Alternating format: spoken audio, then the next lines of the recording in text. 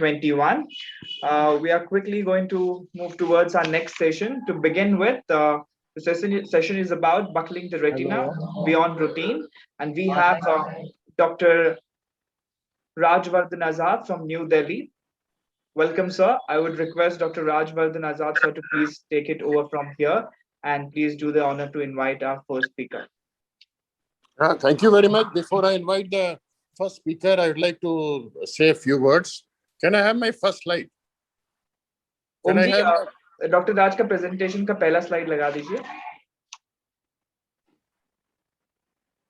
Yes, thank you very much. And before we go on to the instruction course, a very good afternoon to all the learned speakers who are with me in this instruction course.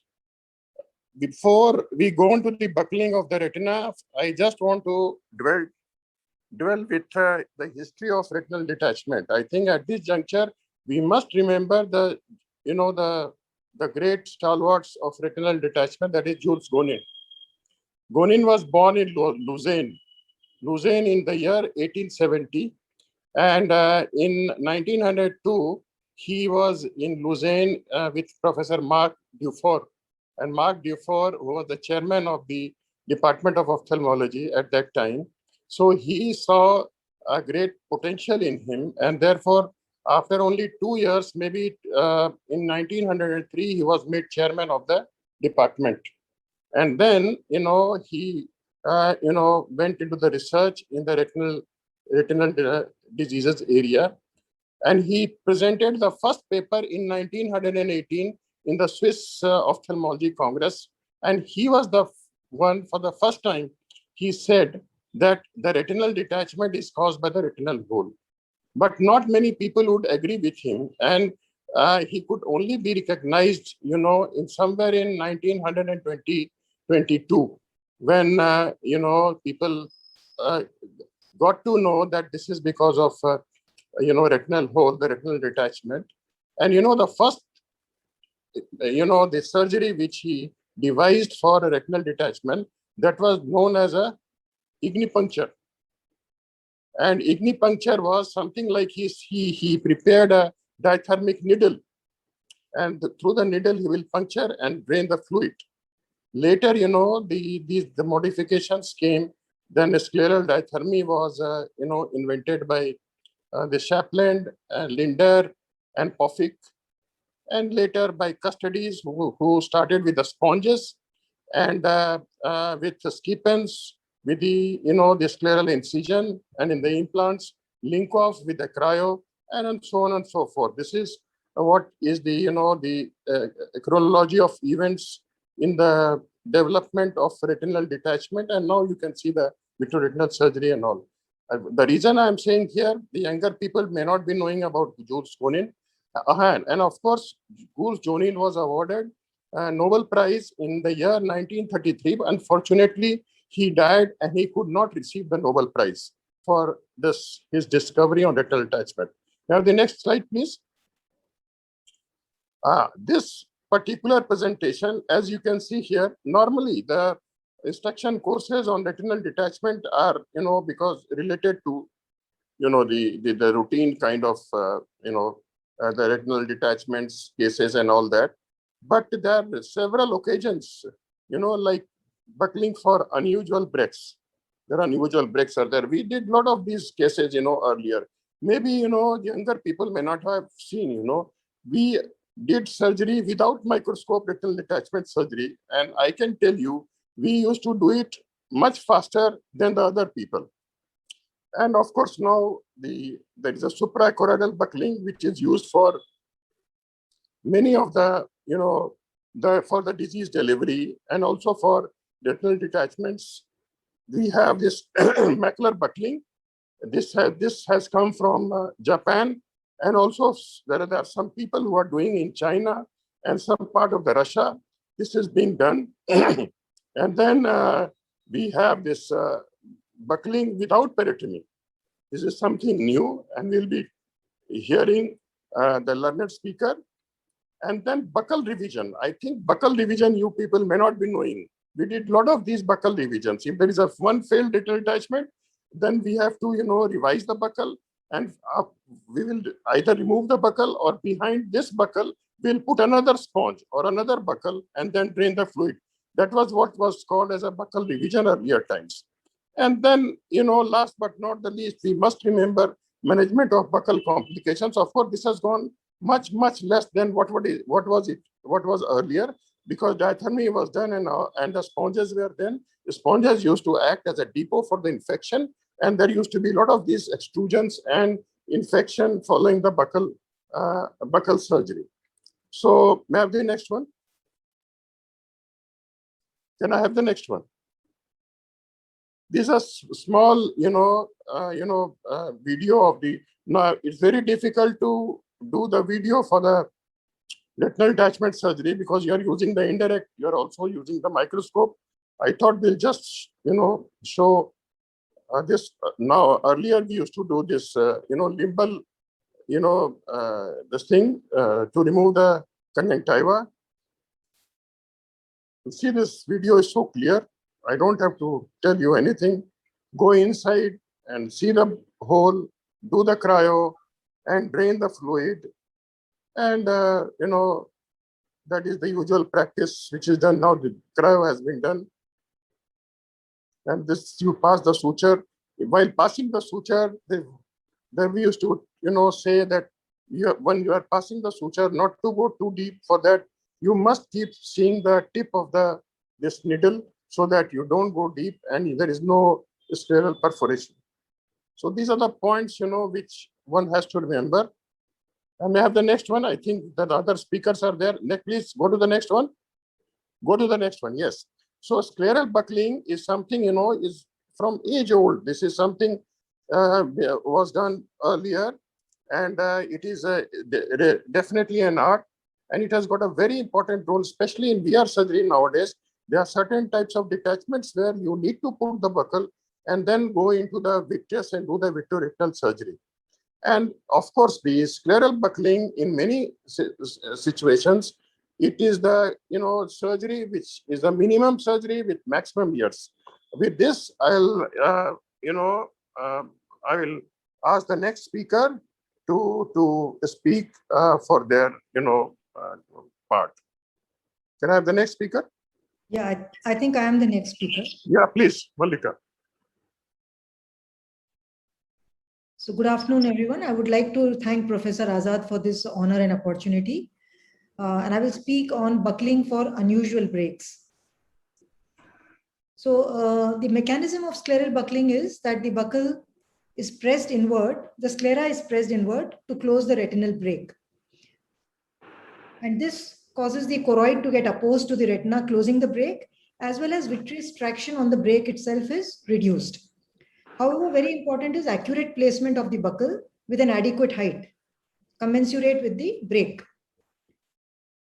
Now, why should we attempt scleral buckling in any given case is because it has the advantage of avoiding post-operative cataract, unlike vitrectomy, which is especially important for young patients where accommodation is important. And there is a huge cost benefit compared to vitrectomy. Before we know what is unusual situations, it's better to know what are favorable situations for a buccal.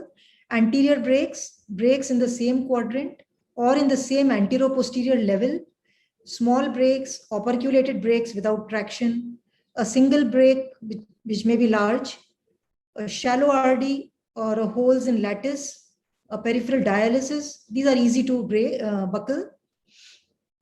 Also easy or more successful in phakic eyes, young patients, high myopia. High myopia mainly because even vitrectomy has its challenges. No PVD. By no PVD, I mean the vitreous is attached but without traction to the retina. No PVR and the gel vitreous. Now, a gel vitreous helps a buccal because it acts like a tamponade inside the eye and closes the break because it is itself solid and it does not escape through the break externally during the SRF drainage. So this is why a gel vitreous is favorable. In the absence of PVD, the tractional forces on the retina are not strong, whereas if there is a partial PVD, there is a persistent traction on the retina and the break, which keeps the retina detached. And in this situation, the retinal break is usually small, and a small narrow buckle can close the break. Another unfavorable situation is when there is an incomplete PVD, as I explained, because that continues to keep the tear open, and the retina also has a traction internally.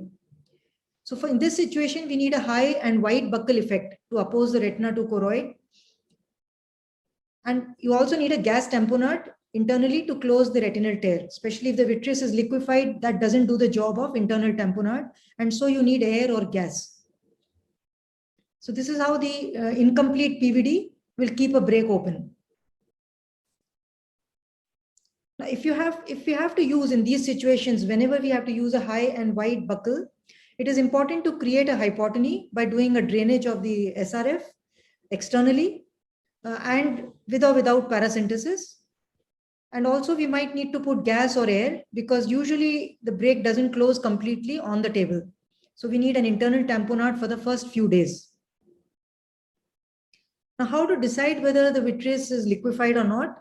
One of the indicators can be a patient's age. After the age of 60, most patients, 70% of the patients are likely to have vitreous liquefaction.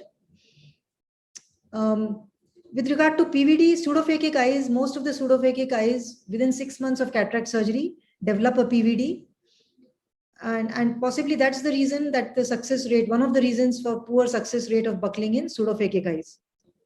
Liquefaction and PVD are not always correlated, and we have to assess these two separately. So as I said, PVD, more than 63% of the patients over the age of 70 will have PVD. And PVD can be assessed best by using OCT, which can show the adhesion of the posterior vitreous to the optic nerve or the retina. Because in a detached eye, ultrasound may be less reliable. Detached retina. This is to show the role of vitreous. There's a small operculated break inferotemporally, which should normally have responded to a circumferential buccal. But because you can see on the OCT, there is vitreous adhesion to the fovea, this did not resolve. In fact, there was persistent SRF. And finally, it required gas tamponade as a second step to attach the retina because of the presence of PVD. Now, these are other unfavorable situations. You can have large posterior tears, which are not amenable to regular buckles. But you can, if you're pressed to the wall and you have to do it, then you can do radial sponge under these posterior tears. You might put 2 sponges if there are 2 separate tears. Or if there is a large inferior break, you can have a circumferential broad tire under the circumferential encerclage to close the tear on the table. If it's a very large tear, sometimes one sponge or radial buccal is not enough and you may need 2 side by side. And in this situation, the circumferential buccal, if it is put, should be of low height. Otherwise, it causes fish mouthing of the large tear. And it's possible to close these tears, as you see on the right side, with a radial buccal. If you have a lattice with degeneration, but then a tear also posteriorly, then you can, for the lattice, we need a circumferential band. And then for the additional tears, we can add radial buckles in the quadrants necessary. Now, these things, as Dr. Azad was mentioning, we used to do a lot of these earlier. When I was being trained, I was seeing a lot of these surgeries being done by Professor Azad and Professor Tiwari. But now I think we don't do so much because it requires a lot of effort on the table, a lot of time, and a lot of manipulation and a lot of suspense during and after surgery. So nowadays we just move to vitreous surgery. When there are tears in different rows, then we can support with additional radial buckles in addition to a circumferential buccal. But what is a prerequisite for all these kind of situations is that we have to do an SRF drainage to be even able to understand whether the buccal is placed properly. And cryopexy is important because laser is not possible in these situations, and LIO may not achieve the reaction because the retina is not even attached. And even if it is attached because of drainage, because of the edema, retinal edema, it's not easy to achieve LIO laser. So cryo is a must for these breaks before you place the buccal. Then in the presence of PVR, it is unusual situation, but you can get away with it if there is a PVR C1 only, especially if the patient is young, shallow RD and small retinal breaks, buckle might succeed. Now, cryo is mandatory, but as I said, in these posterior breaks, it is unfortunately, we might end up doing cryo on the macula or on the optic disc, which will be a disaster because we don't see the tip of the cryo in these situations. And we might assume that the shaft of the cryo probe is the tip, and we might actually end up damaging the vital structures. So it's very important to place the tip carefully. Even when we can't see, we have to see very carefully. A lot of complications in these situations can be fish mouthing of the breaks, scleral perforation because of going very deep in posteriorly, surgical failure because of inaccurate location, inadequate height, missed breaks, and perforation can lead to massive bleeding subretinal, which can trickle into the submacular area, causing permanent vision loss. If that is detected, then immediately put gas and prone position to remove the submacular blood. And similarly, a perforation can cause retinal incarceration. So these are the reasons we do try to avoid buckles nowadays in unusual situations. Long-term complications can be vitreous opacities because vitrectomy was never done, PVR progression, epimacular membrane, macular scarring, and then later on buccal extrusion, infection, and high buckles can cause intrusion through the sclera into the globe. And then these are the last slides where we might want to do an encircling element along with vitreous surgery, but these are controversial situations like a giant retinal tear, viral retinitis with RD and colobomas. So in a giant retinal tear, people may not want to put a circumferential buckle, but I do put it because it does support the vitreous base, but you have to be very careful. The buckle has to be very low height to prevent fish mouthing. And similarly, in a CMV retinitis, I always put a band to support the thinned out retina in the periphery with multiple atrophic breaks. So a band gives a lot of support in the periphery.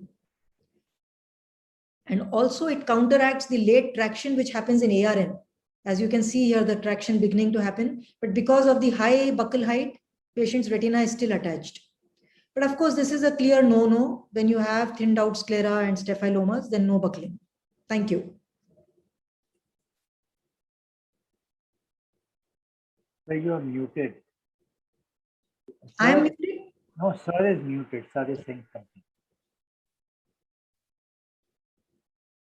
Professor Azad, sir, we can't hear you. आप muted, unmute कर लीजिए. Yes, Hello, sir. can you hear me? Yes, sir. Yes, sir. Please, Ajay, you can go with your presentation. Okay. I just first wanted to compliment Malika with a wonderful presentation. It was really nice, good learning experience. I wish, this was a physical meeting where we could have, done much more. It was so nice. Thank you so much, Ajay. Really touched and honored. One thing which I thought my presentation was after this. I could not see the timer though, so I hope the timer is on. Yes, the timer is on. Don't worry. You'll hear the buzzer when the timer is over. Okay, so can I share? Can I share? Yes, please go ahead, Dr. Ajay, and share your screen.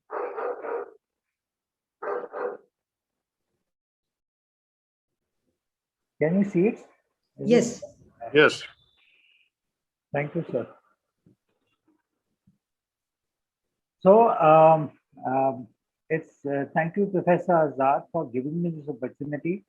I've done very few cases of macular buckle. So when Professor Azad gave me this topic, I was actually a little scared because I don't have a large series, and we have done cases where we fabricated the macular buckle ourselves, but now these buckles are available.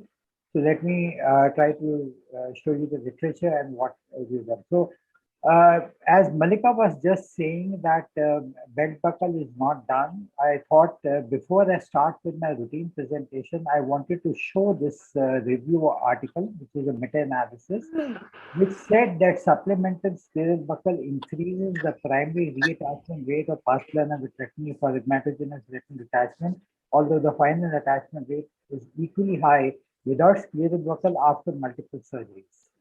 Now, what problems we face with where macular buckle is required? We have faced situations where we have an RD posterior, we are not able to identify a break, and sometimes we create a peripheral retinotomy after putting PFCL, drain the fluid, put in gas or silicone oil invariably, and do laser wherever we can. We also try to stain the ILM, and the staining is difficult. So we do a BBG assisted staining and try to relieve the traction when we have our RD with the posterior staphylomas. So what are the indications for a macular buckle? It's usually myopic photolusthesis with a posterior staphyloma with a recent drop in visual acuity, a posterior polyretinal detachment with posterior staphyloma, a recurrent macular hole following vitrectomy with the ILM peel, usually with a staphyloma which has not worked out, a recurrent macular hole retinal detachment following PPV after gas or oil once they have been removed. Now, why this problem occurs is because with a posterior staphyloma, there is a disparity or a mismatch between the sclera and the retina, which induces an amount of traction. There's an anteroposterior traction caused by the vitreous, and there's a tangential traction due to the abnormally rigid ILM, the stretched retinal vessels, and the epiretinal membrane. So therefore, in these cases, what we have to do is that if you look at this, you have a posterior staphyloma, you have a bulged out sclera. So when you put in a buckle, this either becomes planar or convex, and this reduces the anteroposterior traction as well as tangential traction, and therefore it works. There are numerous buckles which are available, and there's a beautiful article which has been published by Pradeep from SM, which basically shows you all the buckle materials that are available. These are not very easily available. So this is the Andos plomb, which is essentially a semi-transparent T-shaped silicon plate, which is embedded titanium wires. You can actually put in a needle, which is 23 gauge, put in a 29 gauge fiber optic through this, withdraw this, and then suture the fiber optic, and it is ready for insertion. So this is just an example of the same thing.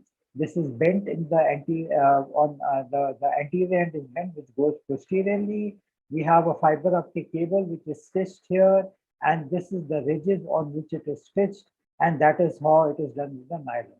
Now you have an AGL buckle, which essentially is a polymethacrylate buckle, which is this one.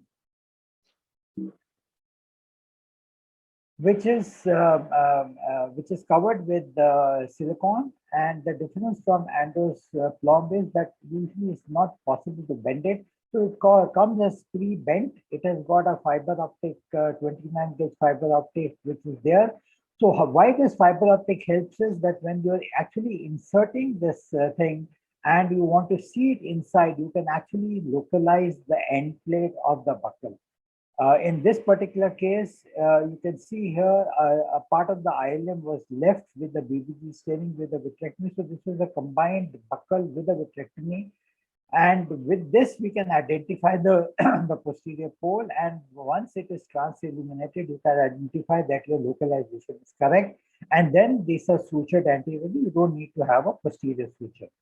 This is something which is now is available in India, and it is being done, which is basically a modern day Devon T-shaped macular wedge. So this is the wedge, and this is a band, which is a 4mm band with a 7mm silicone sponge. You can see here how this is being done. Essentially, you look here. This is the lateral rectus. The band comes around it, but the plate comes below the lateral rectus, goes up to the macula, and this band then can be tied. The other thing which is there, these are the ones which were fabricated, and this is by the group from Italy, Matteo, who had done it. This is an L-shaped buckle which was prepared using a silicone sponge with a titanium wire, which is bent physically, and this goes over the area of the macula, and these are sutured by mattress sutures as they come out. The disadvantages, we do not know how long the titanium is going to stay and whether these buckles get misplaced. Then we have an adjustable macular buckle, which is basically made up of silicone rubber. It has got these two sutures on the side, which are Marcelin sutures, which are brought on the either side. So this goes over the macula, and these are taken around the globe and tied on either side of the medial rectus. Now, this is the buckle which I have used, where we picked up the silicone sponge 7 millimeter. We went to our dentist friend, picked up the wire, made a buckle like this, and this is curved. This got indented. We operated on 3 cases. 2 succeeded. 1 case the buckle had come out, and all these cases had failed vitrectomy with a posterior retinal detachment with a macular hole. But after the buckle, the retina remained settled. In 1 case, after the buckle got extruded, but the retina was nonetheless settled. So this was reported by Dr. Hassan Mortada. We have seen him often in our in the Indian Daily Retina Forum and VLSI. So they had success rate of almost 100% in all the 15 highly myopic eyes. These are the eyes which are more than 30 millimeters. So this is, you can also do it by tying a band. I have not personally done this, but this is a doable thing where you tie a buckle material with a band and suture it up so it acts like a plum, and then you take this band around the globe, tie it on the either side of the medial rectus, and the authors claim to have got a good response. So this is a video which actually I got from Pradeep for just to show you that I have actually not used a T-shaped buckle. So basically in this, we do a limbal conjunctival incision.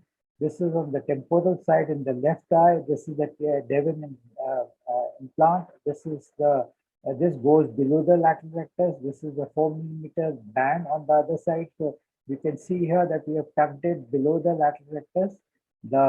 This will go below the lateral rectus on the either side, then taken on the inferior rectus, and then it is taken on the medial side and tied obliquely. Now, when we tie this band on either side, that is what retains the buckle. We can put in a chandelier at this stage, look at the retina, and we can identify the buckle. So ideally, it would have been better if there was a fiber optic cable embedded in it. And once having done that, the edges of it are sutured, and we can tighten it as how much it is required.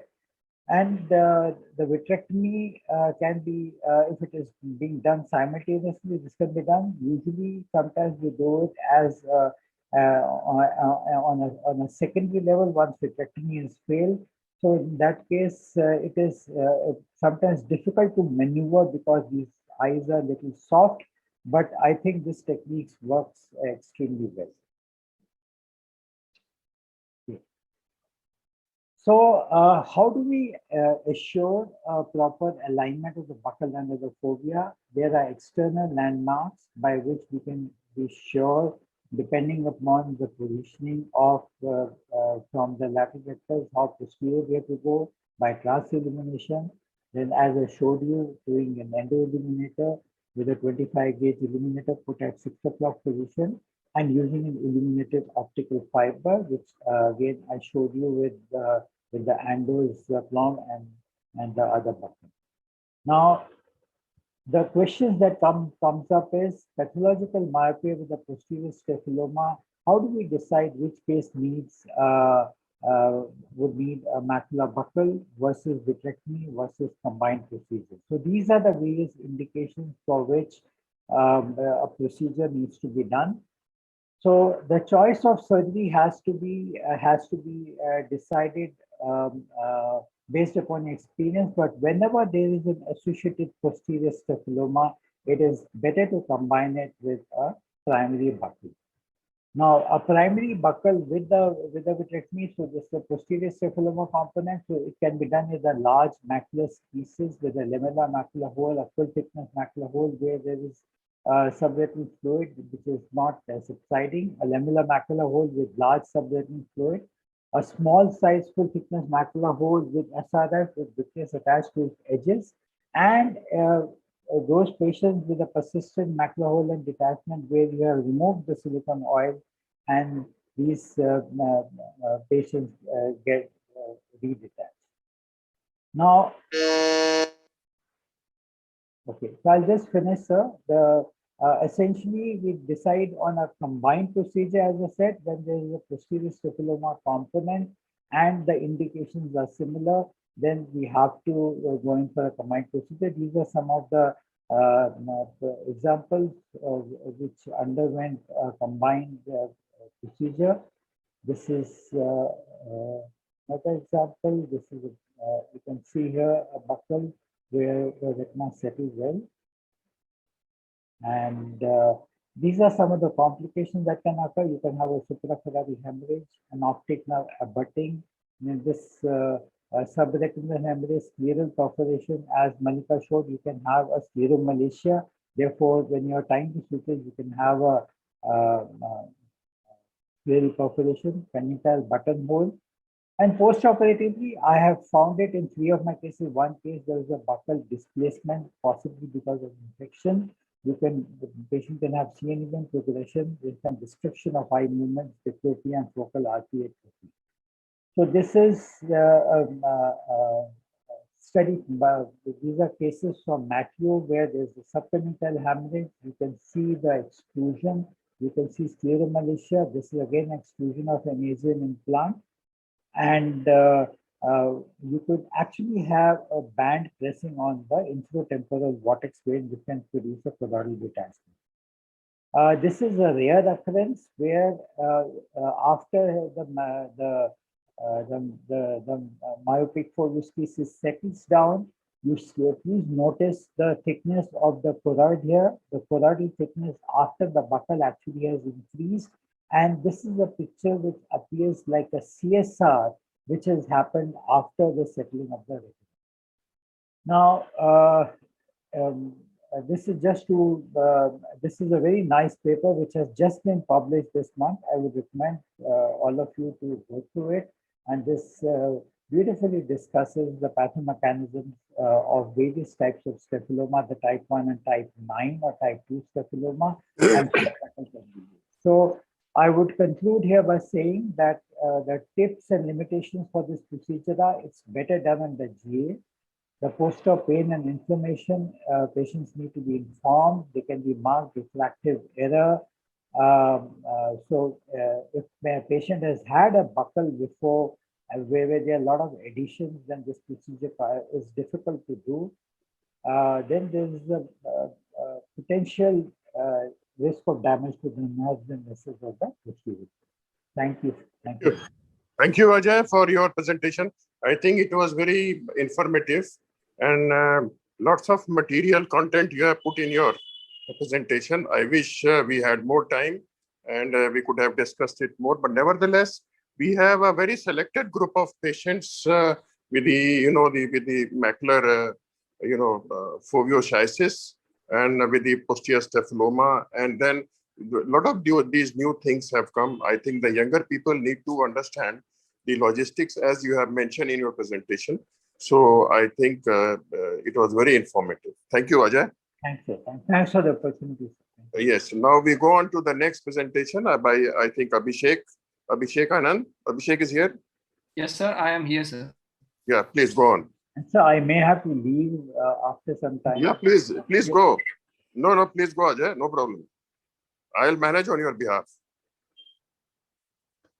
Okay, first of all, I would like to thank Ajad sir and the whole my all co-presenters for making me part of this wonderful presentation. So, are my slides visible? They are not visible yet, Dr. Abhishek. Yeah, now they are visible. So just a second.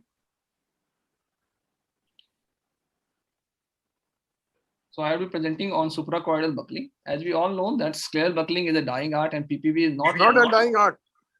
Yes, don't say it is a dying art. Anyway, go ahead. We are trying to revive, sir. And PPB is, I withdraw my words, and PPB is not always the answer. And there are some things which are associated with the buckling, like extensive periotomy. And then we have the usual ecoplant related complication, which have been illustrated by my learned speakers.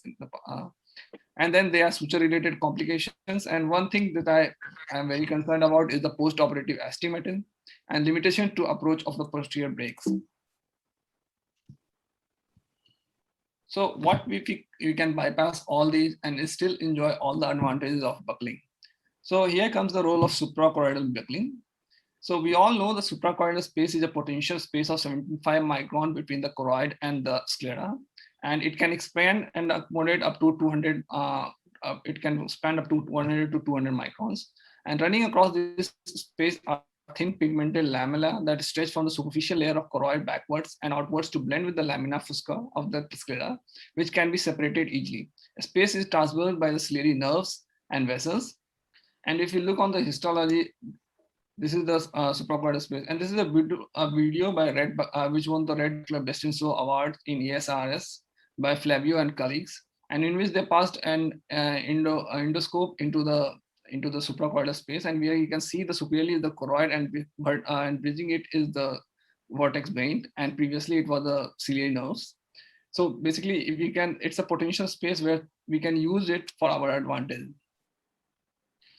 The potential current use of suprachoroidal space is in suprachoroidal buckling and suprachoroidal drug delivery like triamcinolone acetonide, anti-VEGFs, and implants and targeted chemotherapy, stem cells and gene therapy, and it can act as an access route to the subretinal space.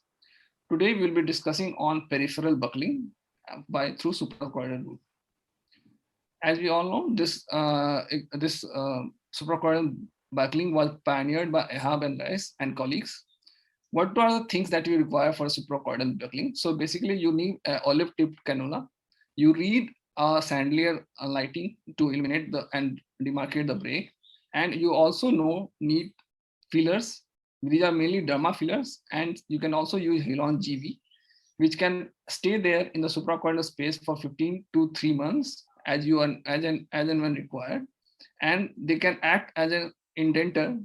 So the sclera remains at its place. The choroid is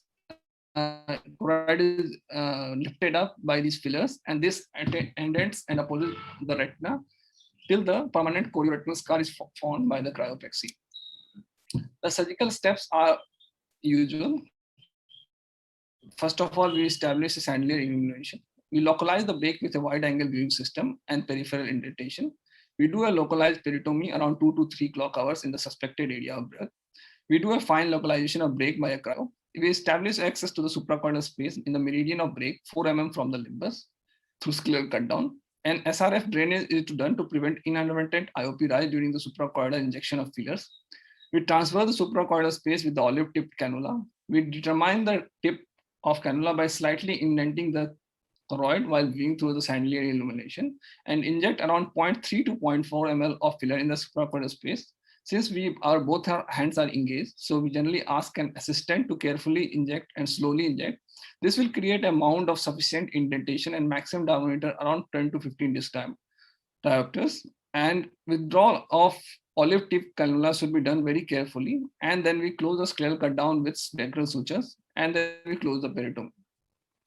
So this is a case of post-traumatic retinal detachment. In this patient, we had 2 atrophic holes in the superotemporal area. Here we can see through Sandler illumination, I am using a ReSight system. And after that, we have localized the break. We do a cryo to determine exact position of the break and whether we are at the right place.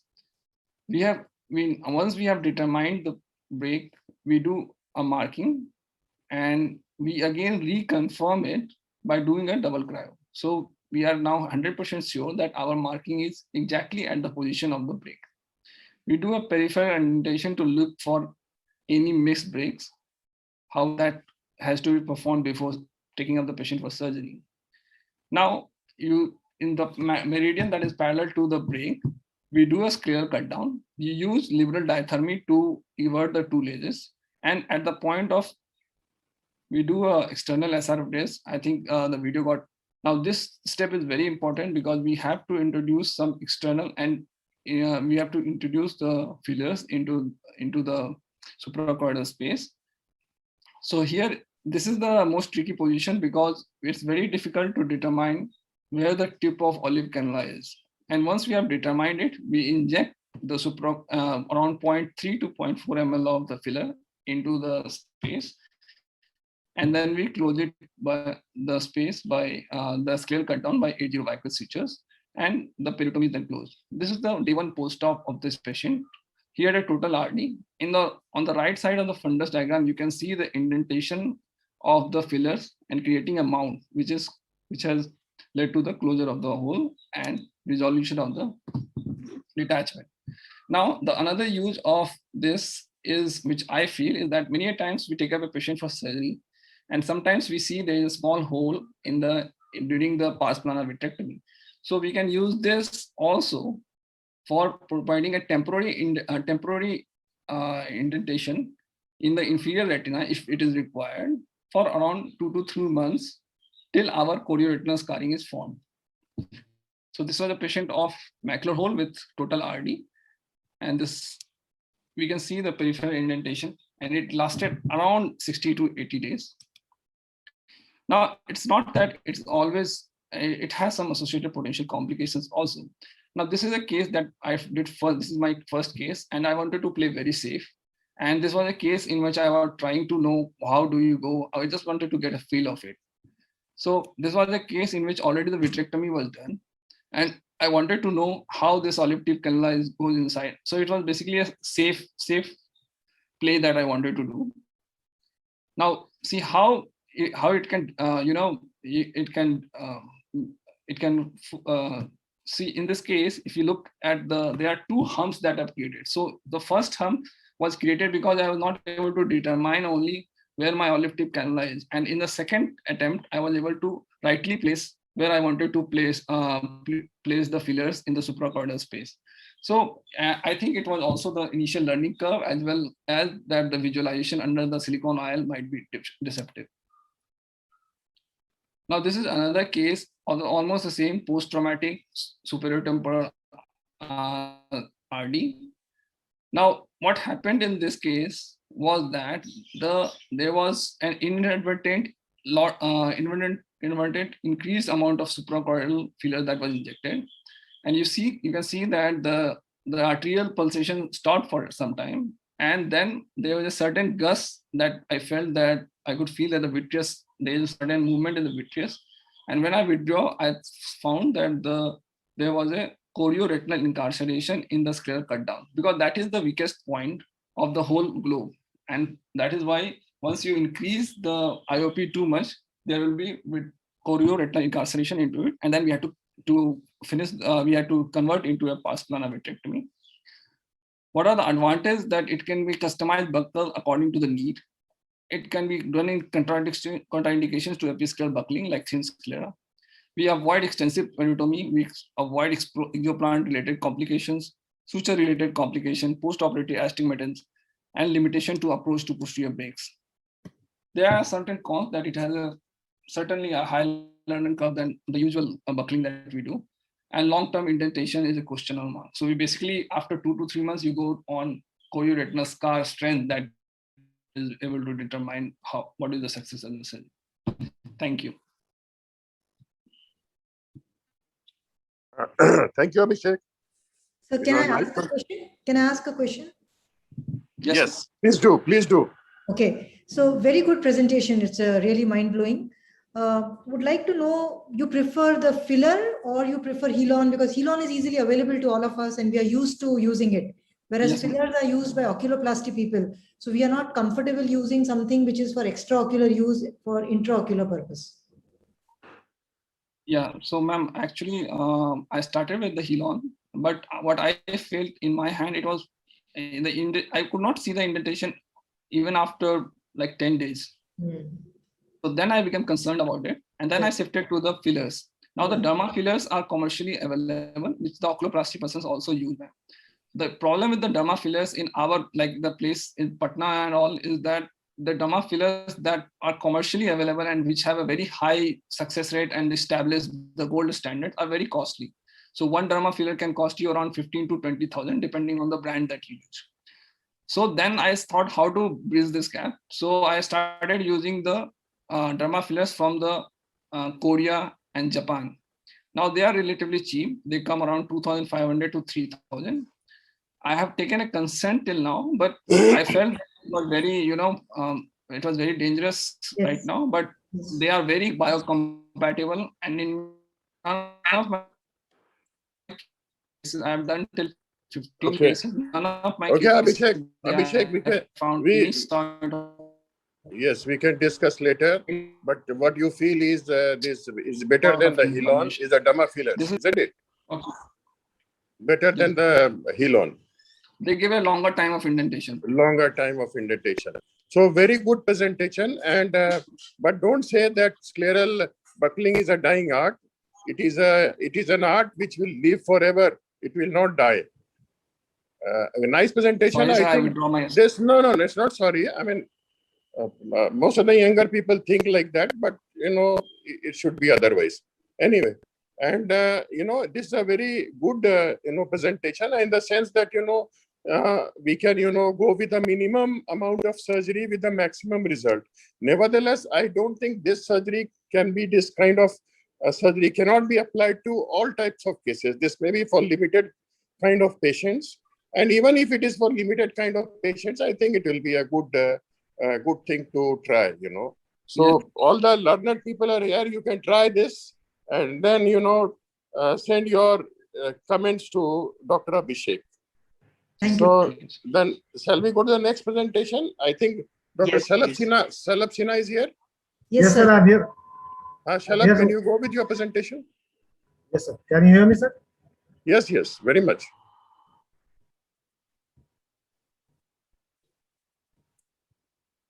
Please go ahead with your presentation.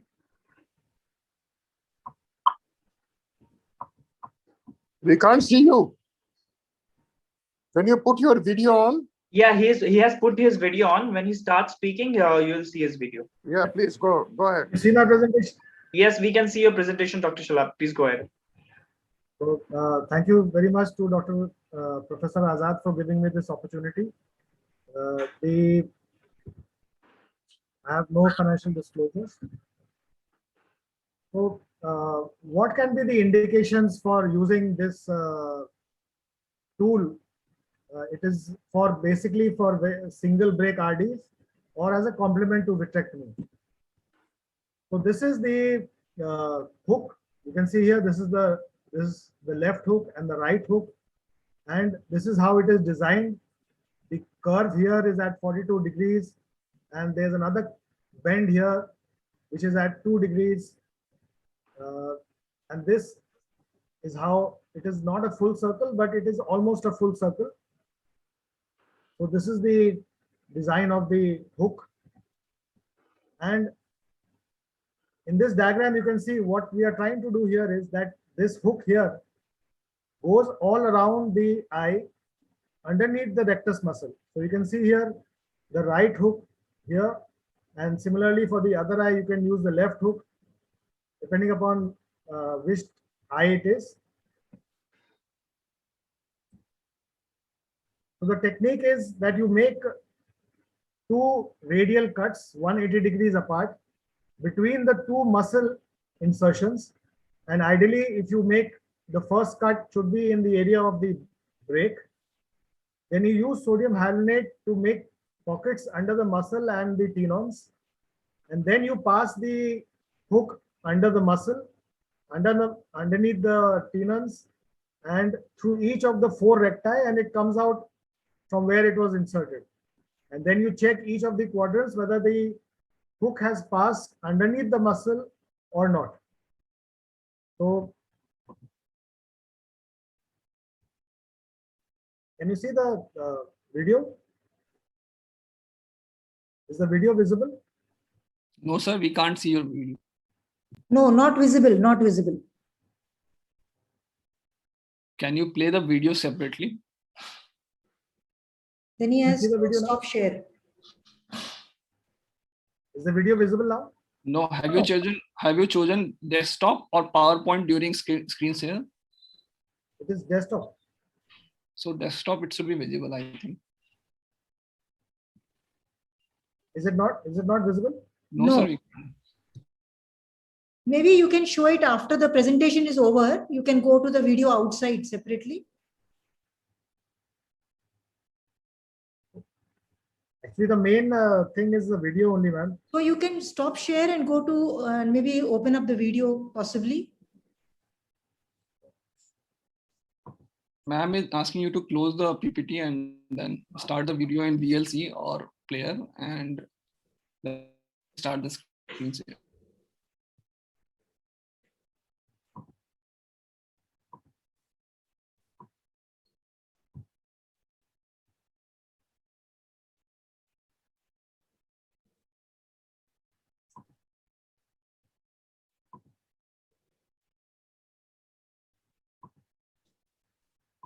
All right, Dr. Sinha, what problem you are getting? If you could tell us, we can sort it out. Dr. Raj, you're on mute if you're trying to say something. Ask, visible now? yes, okay, Yeah. it's video itself. Okay. Okay, Is it visible nice. now? Yes, Yes. yes, visible. Please go ahead. Yes. So,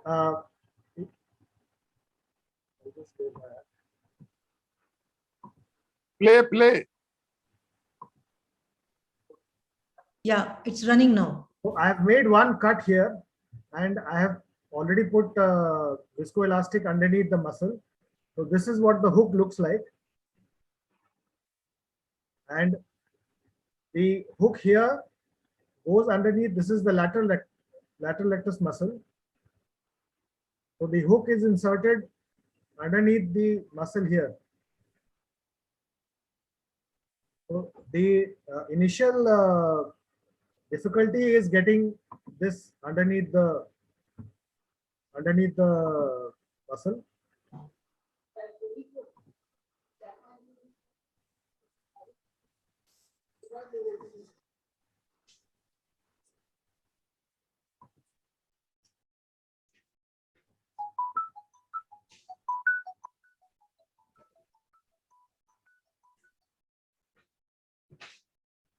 Once it has passed through the underneath the first muscle, then it is turned all around.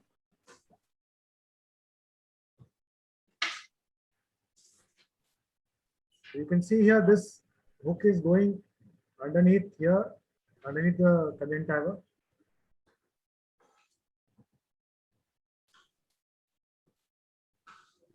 And then here you can see that it has to be checked that it is passing through the superior rectus.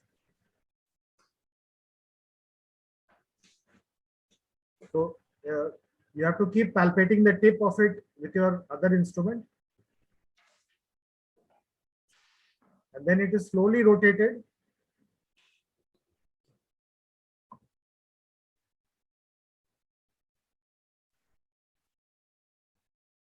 So we have to keep palpating and seeing whether the tip is passing through underneath the muscle or not.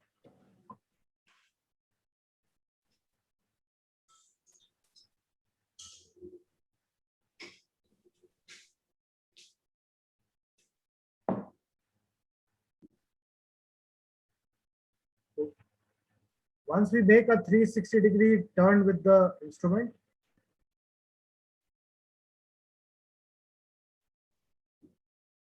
now this tip is visible, which means that the hook has passed all around the eye. And now you can place your 240 band here. So this is a 240 band which is tied to this.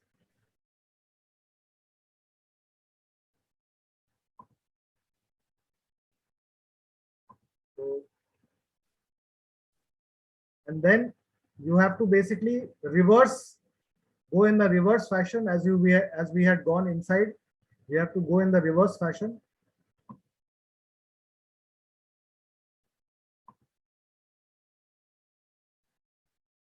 Again, there is a little bit of difficulty in this when it goes inside the first turn, the first quadrant, but after that it's not as difficult.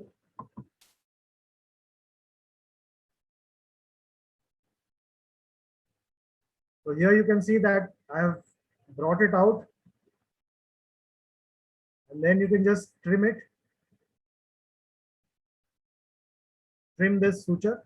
Now this band has gone 360 degrees.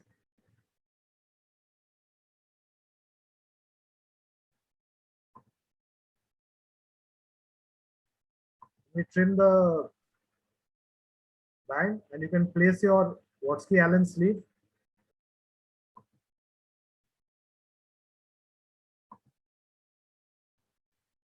Pass both the Watsky Allen sleeve.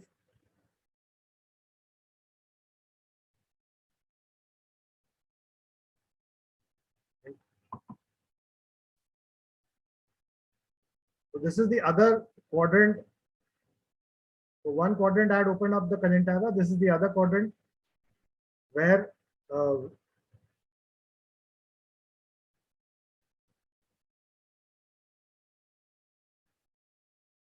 here this is a single break RD patient. So I'm just measuring to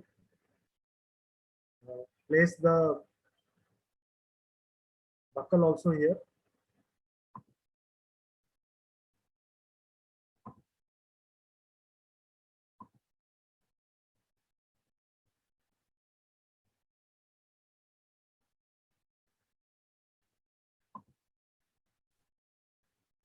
So as you normally would anchor the band to the sclera, you measure and tie it.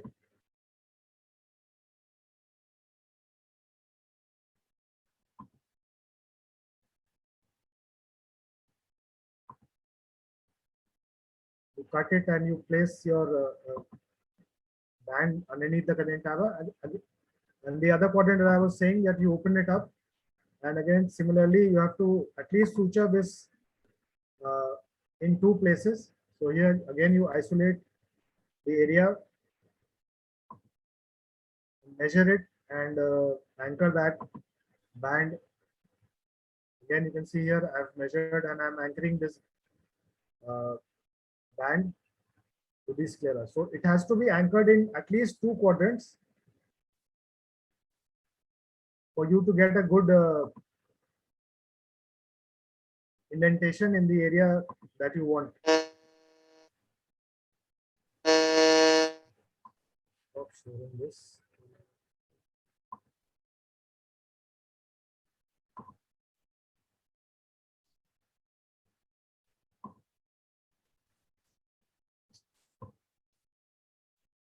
Salam, Yes, sir. Sir, may I ask one question? your time is up. Yes, The- please ask. Yes, two more slides, sir. So the pros are that you need not do a complete 180-degree peritomy. There's lesser inflammation and there is faster healing. And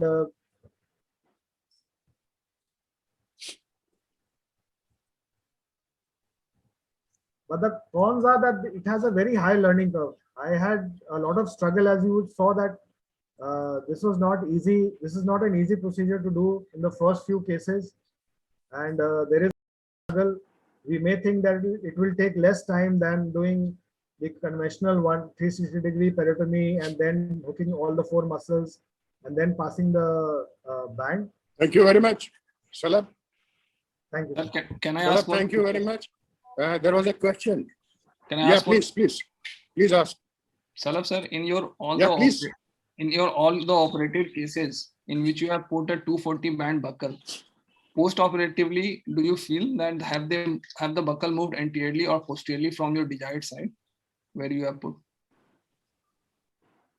wanted to put the Yes, yes. position of So the you want learning to curve push- here is that if you tighten the band before you have drained the SRF, or if you're doing it with vitrectomy, before you tighten the band, make sure that the intraocular pressure is low, and then you tighten. If you tighten it with a pressurized eye, where the pressure is at 30, 35, or in a buccal case where you have not drained the SRF, if you tighten it there, the migration is definitely going to be there anteriorly. But if you tighten it in a softer eye, it doesn't tend to migrate, because in a softer eye, it just goes into that groove where you have tied it with the sclera. So you should not tighten it in a pressurized eye. And in a vitrectomized eye, you can easily see, once you tighten that, the buccal effect, you can easily see. Thank you, Salab. And there's something, a new technique, but definitely a little bit it looks scaring, and therefore I think modifications are required so that it becomes, easier to handle, and for the the beginners, they have an easy access to this kind of management. So shall we go to the next speaker? Next speaker is Gopal. Yes, sir. Gopal Pillai? Yes, sir. Dr. Gopal, please go ahead. Please go ahead. Yeah, can you hear me, sir? Yes. Yes, please. I can hear you. Okay. So this is about buccal revision.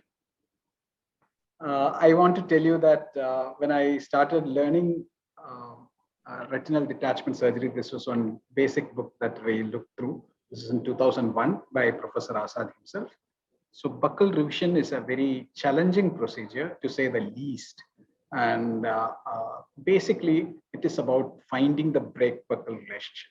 If you are a good buckling surgeon, post-operatively, if you are just looking at that retina, you will be able to see how much the buccal is covering the brake.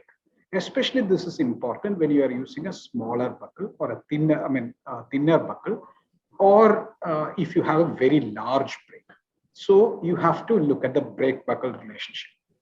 And we should find out, is the brake-buccal relationship good and appropriate? So you can see that here is a patient in which the buccal is right on the posterior slope of the brake is right on the posterior slope of the buccal, and this looks perfect. But not all cases are like this. Sometimes the buccal will be there, the buccal effect will be there, but this hole is still open, basically because of some fish mouthing or some other problem. The buccal is not correctly intending the plane of the brake. That is a point of time where you have to decide on a resurgery. So initially in this particular patient, we may consider some laser at the posterior slope of the buccal and wait for the fluid to absorb. We may give a few days for the fluid to absorb. Sometimes buccal is a very forgiving surgery, unlike a vitrectomy. So sometimes the fluid may come down and it may improve. But if the brake-buccal relationship is significantly poor, or if you missed one tear and you looked at that particular tear, and that tear is actually buccalable if you adjust the direction of the buccal, or maybe if you add a sponge or something like that, maybe there are some missed lattices from which fluid has seeped in because the lattices broke down. If there is a large tear which is partly covered by the buccal, but it is not completely covered by the buccal, and because of that fish mouthing, the fluid is going through the subretinal space to further through the tear into the subretinal space, or a new traction or tear is seen posterior to the buccal, or if you find that the buccal height is not adequate, especially inferiorly, and there is some PVR also developing, which is pulling up the retina, the buccal height is not adequate. And obviously, this can only be done in a recent buckling surgery. In a very old buccal, it is extremely difficult to go in. So what are the alternatives? The easier alternative nowadays is to go in for a vitreous surgery. Hence, most people would not plan for a revision buccal. So most people would go for a vitrectomy, but then there are some advantages with the buccal revision. It's a completely extraocular procedure, not interfering with the vitreous. no chance of intraocular problems like cataract, silicone oil issues like emulsification, secondary glaucoma, keratopathy, etc. So once that buccal revision is done, it is done for life. So if there is a bucculable tear, and the buccal can be moved slightly here and there, or a place or a sponge added or a small radial element added in order to get the buccal effect on that particular tear, etc., then you can consider doing a buccal revision. So what are the procedures? First of all, you have to do the peritomy. This is completely different. This is already an eye in which peritomy has been done and sutured. So here you will encounter a lot of scarring and resistance and bleeding. So the peritomy has to be very careful because you need to preserve the conjunctiva in order to put it back. Then expose the buccal. And probably you should have a retractor, multiple retractors and hooks to actually segregate the buccal from the sclera. So the buccal has to be slowly teased out from the sclera. It's a tricky thing because if that buccal is there for some time, the scleral sutures would have actually caused a lot of adherence, and removing the buccal from that sclera, maybe sometimes there will be a lot of bleed, and sometimes you may end up in a thin sclera, etc. You may end up in a scleral perforation as well. And then you may need to remove the select sutures. You may not have to remove all the sutures, but the select sutures. But before removing the select sutures, you will have to place the sutures where the new location of the buccal has to be there. And so we may have to retract more if it has to be. Usually it is shifted more posteriorly. Generally, anterior placement would not be so much necessary. It would be about posterior placement or adding another element to it. And then we need to actually physically shift the buccal or add an element or something like that, and look at the brake buccal relationship inside the eye, and then close. And in closure also make sure that you preserve as much of the conjunctiva and close it well. So this is a small animation which I have made regarding buccal revision. This is a eye in question. And once you go inside, we will be able to see the retina. And this is the retina there, the peripheral part of the retina, and there is a tear which is developing there. And the tear will enlarge as the PVD pulls out. And now let us think that there is a buccal being placed. Let us look at a buccal being placed. This buccal, actually this buccal is being placed a little more posteriorly here. So you can see that that buccal intent is different from the tear. And that is a point of time where we understand that the buccal intent is completely different from the tear. You go back inside, put the buccal correctly on the area of the tear so that the tear is right on the buccal. And that is how you will do a revision buccal. So now let me tell you, there are lots of problems. As I told you, conjunctival scar is there, a lot of bleeding. Buccal may be fixed with the sclera, removal of the buccal may be difficult. Suture removal may result in scleral injury. Its exposure of the buccal itself is sometimes difficult because of adhesions. It's an already inflamed eye. Only top surgeons like Professor Azad can go in again. At his time, he used to probably go in a lot of times because at that point of time, vitrectomy was not as developed as it was now, and rebuckling or buccal revision must have been a good thing. But in my times, probably I have done only maybe a couple of buccal revisions only, and I would not like to do another buccal revision at all. It's not a cup of tea. It is select indications. It's difficult. Now there are multiple easier alternatives and maybe effective if the case selection is proper. Thank you very much, sir. Thank you very much for giving me. Thank you, Gopal, for a wonderful presentation. One of the best presentation in this session. And you very rightly put it that this buccal revision is not a routine kind of thing nowadays. Basically, as you rightly said, this is for a minimum surgery, and you don't want to go inside. Certain situations are there where you are not able to do the vitrectomy, and because in such a situation, most of the people, even person like me will go inside and will do the vitrectomy, and then you will manage the case. But nevertheless, when you feel that little bit of putting the buccal posterior, we can take care of the problem which is inside, or if there is a small area of detachment which is there and it's not progressing, you can go and put the buccal there, little bit, posterior to the buccal you have already given. So maybe, these small situations which will there. The basic idea of giving this topic to you was let people know that there's something like buccal revision is also there. Something like, there is a bypass surgery, and then in the redo surgeries are there, and revision surgeries are there. So thank you very much for your nice presentation. Thank you very much. So, yes. Next we go to Dr. Shaurya. Is Dr. Shaurya here? Yes, he was there. Yes, Dr. Shaurya is here. Yes, let him present.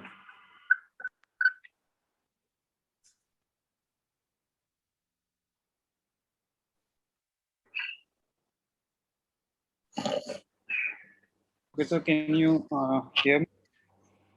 Yes, Dr. Shaurya, go ahead. We can hear you. Fine. So a very good afternoon to all co-presenters and all of you. So I'll be presenting on more like the traditional complications that you find in a scleral buckling and how to manage them. So the complications can either be intraoperative or early postoperative and late postoperative. So intraoperative complications might be due to the first procedure that you do is anesthesial. You might have perforation of a globe or a retrobulbar hemorrhage. In cases of perforation of a globe, you might just want to postpone the surgery, or else you want to go in and then do a vitrectomy. In cases of retrobulbar hemorrhage, you need to assess whether it is a venous bleed that you're seeing or an arterial bleed. In venous bleed, you might just do a tight pattern bandage, or in a arterial bleed, you will have to release the pressure, you might have to go in and do a canthotomy. So in cases of CRO and CRVO are best prevented. And in cases where you get respiratory arrest or any other systemic complications, best to be consult an anesthetist.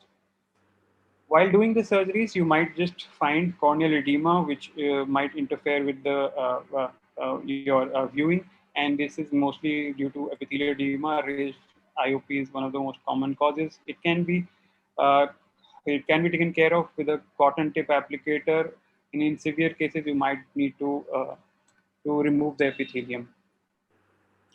Then again, you might encounter meiosis, and you can see that just a 2.5 mm decrease in the pupil can decrease 50% of your field of view. Such cases can be best prevented by giving a preoperative non-steroidal anti-inflammatory drugs like flurbiprofen or an epinephrine. Intraoperatively, you can give dilating drops or intracameral epinephrine. Cryo-related complications, although they are rare, but however, in myope patients where there are thin sclera, there is chances of perforation of thin scleras. And what we should do is examine the area before we do the cryo and not put too much pressure on the globe, and also avoid excess cryo. Also, we should prevent doing cryo in the center of the break so that it does not lead to dispersion of RPE, which might lead to a PVR later. And we should also prevent inadvertent posterior freeze by trying to look at the tip of the cryoprobe and not at the shaft. So we can do all these things and prevent cryo-related complications. The next step would be passing the sutures, and sutures can cause either lead to a scleral perforation, a retinal perforation, or a subretinal bleed. In cases of scleral perforation, it might lead to drainage of the SRF and lead to hypotony. So to proceed with surgery, we can give intraretinal injection of saline and then proceed with the surgery.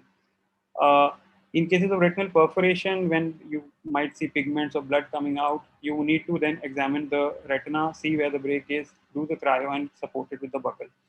In cases of subretinal bleed, we need to elevate the IOP and put the eye in such a position that it goes away from the macula if possible. In cases of massive bleeds, then we need to go in and do a vitrectomy. Then again, while draining, we might have two scenarios. One is either retinal incarceration, which you can see as a dimpling while you do the indirect ophthalmoscopy, or vitreous loss. And these occur due to high intraocular pressure, high external pressure while draining the SRF or shallow SRF. In cases where you have severe vitreous loss, you might need to go in and do a vitrectomy. In cases where there is only retinal incarceration, you might just support it with the buckle.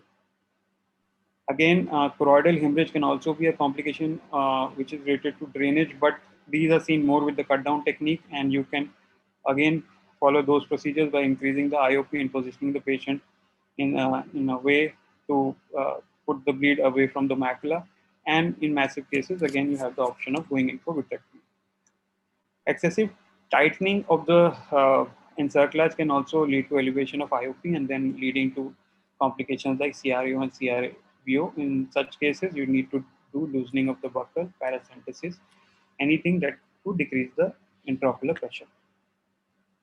One of the most important things to do while doing buckling is to see for IOP monitoring, and the guide to it is the disc pulsations. While when you see when you do not see any pulsation, can be two scenarios: either if it is a normal IOP or if the IOP is too high. To differentiate between the two, you can do induced pulsation by simply just pressing with your finger over the sclera, and if the pulsations become visible, that means the IOP was normal.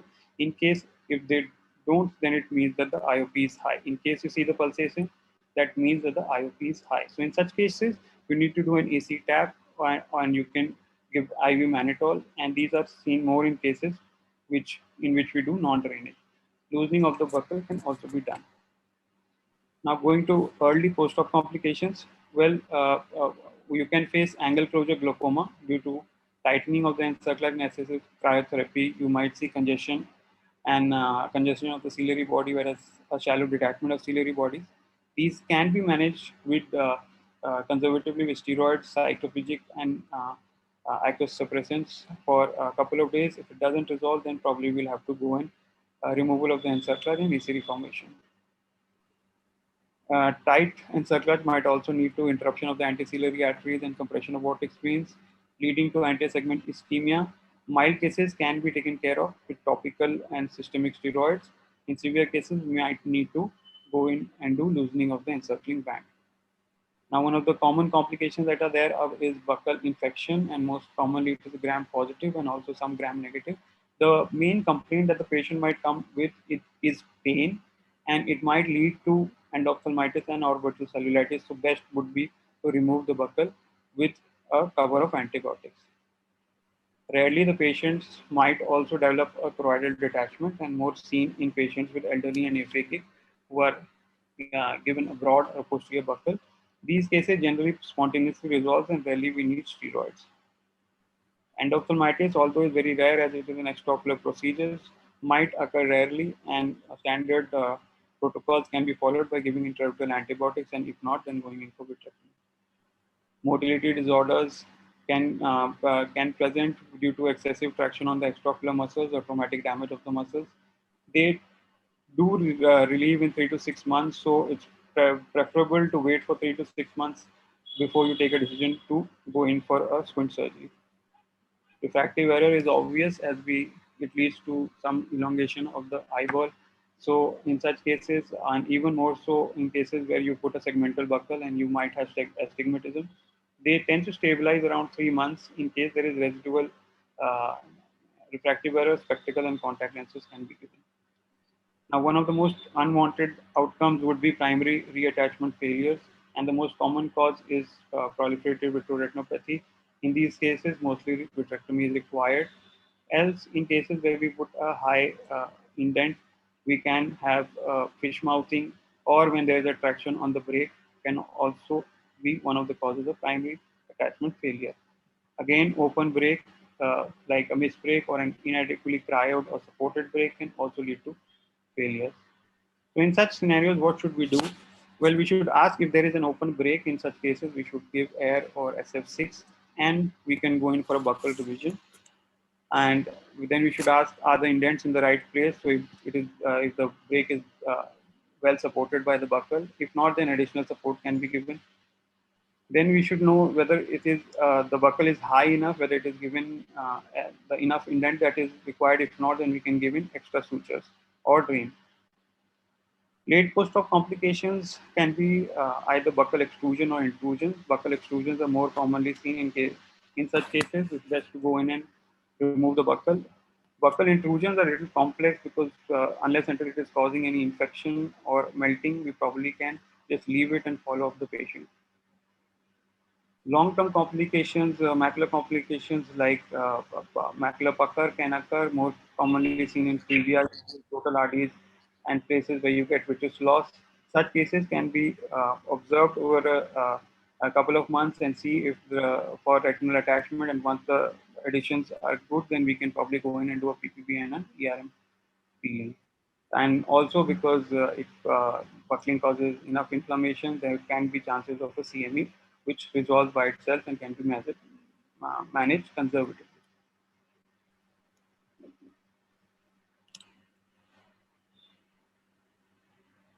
Then rarely you might have cataract and phacoemulsification can be performed.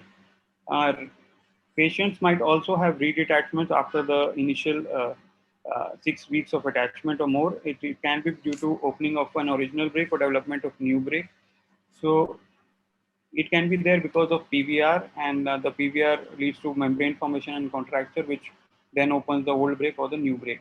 And you can go in mostly with a vitrectomy. Exudative detachments you might get, which is quite rare. In such cases, what you need to see is the brake buckle relationship, and if it is good and you have a turbid fluid which has a good shifting, then probably you can wait for some time, give steroids, and it will resolve by itself. Rarely you might get choroidal neovascularization at the site of drainage, and in such cases you might have vitreous hemorrhage. So if you get recurrent vitreous hemorrhage, you might just look for a port site neovascularization or a drainage site neovascularization, and then go in for photocoagulation or cryotherapy. To summarize, no surgeries come without complications. Prevention and proper management is essential for successful surgery. Thank you. Thank you very much, Dr. Shaurya. And you made a very, good presentation in the sense that, all the spectrum of complications which are possible with the, retinal buckling surgery. So that you made a nice presentation. But with the recent technique and recent advancement in the technique, the rate of complications and the rate of difficulties which were, being done earlier is much, much, much less than what it was earlier. Something like, buccal infection and all, hardly we see buccal infection. It used to be more when we used to do diathermy and all. And also for the same reasons, the buccal extrusion. Also with the technique of drainage, the modified needle technique drainage, which we have devised at RP Center. With this technique, we hardly have any, perforation of the, the scleral perforation, or for that matter, any submacular, subchoroidal hemorrhage, or even the retinal perforation and all that. So with the, the advancement in the technique, the complications have become much, much less. Nevertheless, we must be aware of these complications because we might have to manage when we are doing such kind of surgery. So this, completes all the presentations we had in this instruction course. If there are any question, we can definitely discuss and we can answer. Yes, Malika? Yeah, I would like to ask Dr. Shaurya Azad, what is the percentage of cases that you still do buckling in at RP Center? And then when do you really go for revision of buckles or you just go for vitrectomy? It's a good question. Because RP Center is well poised to continue with buckling, unlike most of us who are in practice and have to answer to the patient, every surgery. So ma'am, it's a very valid question, and you might see a difference within RP Center as well between the units. Yeah. But mostly what we try to do is that any case that we see which is buckleable, because there are also indications for VR surgery with gas. So we tend to always go ahead with buckling. I see. And even in slight cases, even old detachments, we feel that they can settle with buckle, we give a trial of buckling, and then we go on with a VR surgery. So obviously, even between the units, there might be a difference that we take a bit more towards buckling and less towards VR surgery. But yes, because buckling is like, we can always do a buckling and we always have the choice of doing a VR surgery later. And once a buckle settles, I think all of us would agree that once a buckle settles, it just settles. It just stays like that for years altogether. But in a VR surgery, you always have this sort of a scare that it might detach. So that is why we always have a more proportion of a buckle and less of a VR surgery. For your second question about revision surgeries, personally, if you'll ask me, I would have probably done only 2, and that is more like a posterior displacement of the buckle. And it's better done if you're doing it early, If you do it late, then there's so much of fibrosis that you'll probably not even be able to make out where the buckle is. So revision is much less than what it would have been before because we never had the option. But now I think it is more towards going towards and doing a vitrectomy rather than doing a revision. So very limited number of selected cases, as Gopal sir said, that where you feel that a slight shift of the buckle might just do the trick. I think in those cases we do revision. Good, thank you. Can I ask one question to the panelists? Yeah, please.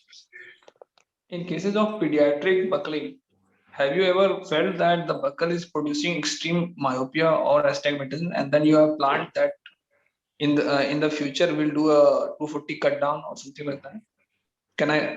Was I able to explain my question? Yes. In pediatric Very buckling? much. So who will answer this question? Malika? I haven't faced that situation actually. Maybe because we no longer put such high buckles or tight ones where the eyeball will outgrow the buckle. Because we already do vitrectomy along with the encerclage, so we haven't faced that situation. Dr. I Shaurya think- is the best place to answer. Yes. Shaurya wants to say something? Yes, so actually there is a question if you are putting a buckle in a case like say a 1-year-old, then probably there is Yes. a chance of growth. So in that kind of a scenario, would probably think of removing the buckle or something related to not to impair with the growth of the eye. But any cases which are almost like a 6-7-year-old, then it really doesn't make any difference. You can simply just let it be. So I think you cannot remove the buckle band as well because it will then might lead to a redetachment. So I feel that unless it is too small, I do not think that there is any requirement of No, I was not saying about the encircling band removal. What I was asking was that can we just go for a snip? Yeah, even a Snip cut down. in one, just a cut down. Yeah, that's what I'm saying. I don't think that I think Abhishek, your question is, addressed to the cases which are pediatric age group less than 2 years or maybe less than 1 year. Basically, these are cases of either FEVR or these are cases of ROP and all that. But even in ROP, the amount of buckle we used to do earlier, because we hardly had to used to go inside and do the vitrectomy. We were just putting the buckle. There is a peripheral detachment. We'll put the buckle. We expect that the retina will settle. But nowadays, with the techniques which has advanced, with the 23G, 25G techniques and all that, we go inside and then we manage that. So in that case, we don't put too much of, too many cases of buckle in cases of retinopathy of prematurity or FEVR or certain other diseases similar to this. And therefore, we hardly have to cut the buckle. As you rightly, maybe less than 2 years, maybe 1 year or so, we have put the buckle. I have, cut down. Even I have removed the buckle in many of these, infants and babies whom I have applied, maybe after 2 years or maybe after 3 years, or maybe, 6 months have passed and the job is done, then we cut the buckle. So, but nowadays, hardly we have to do the cutting of the buckle until and unless it is too high. If it is too high buckle, even in the adult, if you can cut, you can cut. You just see that the retina is attached, all the tears are sealed well, then you can cut the buckle because height is too much and is creating problem, too much of myopia, refractive error and all that. So that is a possibility. Any other question? Okay, thank you, sir. So if there are no questions, I think we have also finished our time. It is already 3:58 and 4 o'clock we have to finish. So I thank all the speakers. All the speakers spoke very well and it was a wonderful session. Maybe we'll be able to repeat it next time. Maybe we'll, interchange the topics to the speakers so that the speakers also get, different feel. So thank you very much. Thank you. Thanks all the speakers. Thank you, very sir. much, sir. Thank you. Thank you, madam. Thank you. Thank you, Shalabh and Shaurya. Thank you, sir. Abhishek. Thank you, ma'am. Thank you. Bye, Thank sir. you. Thank you. Thank you, Gopal. All right. With this, a big thank you to all the speakers and to our chairperson as well for finishing it under time. Thank you very much and have a happy weekend. Thank you. Thank you.